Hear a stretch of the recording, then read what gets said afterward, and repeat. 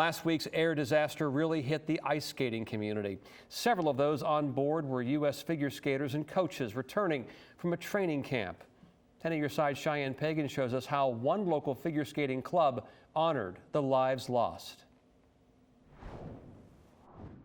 I'm inside of chilled ponds in Chesapeake. This ice behind me is where skaters practice, but earlier today, that's where they held a moment of silence for those victims.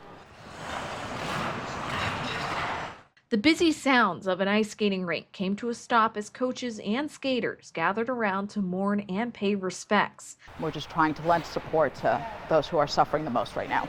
Jana Ginberg is the vice president of Tidewater Figure Skating Club and says this was an opportunity to come together in solidarity with other figure skating communities across the country.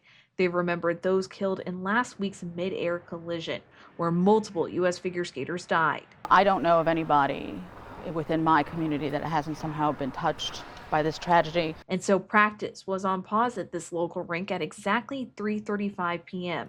as these skaters showed their love by placing 28 guards on the ice and pausing for a moment to honor each life lost.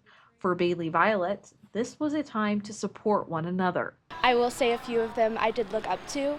And I knew a lot of people here, including my coaches, knew who they were and everything. And it's just being there for other people and comforting our friends who were through stuff and being there every step of the way. And while Ginberg didn't know any of the victims personally, she shares this message. We have a saying in figure skating that we get up and we rise, and so that's what we're going to keep doing. We're going to keep showing up, we're going to keep skating, we're going to keep training, we're going to keep loving the sport. I'll have a link to the U.S. Figure Skating Family Support Fund on our website at wavy.com. In Chesapeake, Cheyenne Pagan, 10 on your side.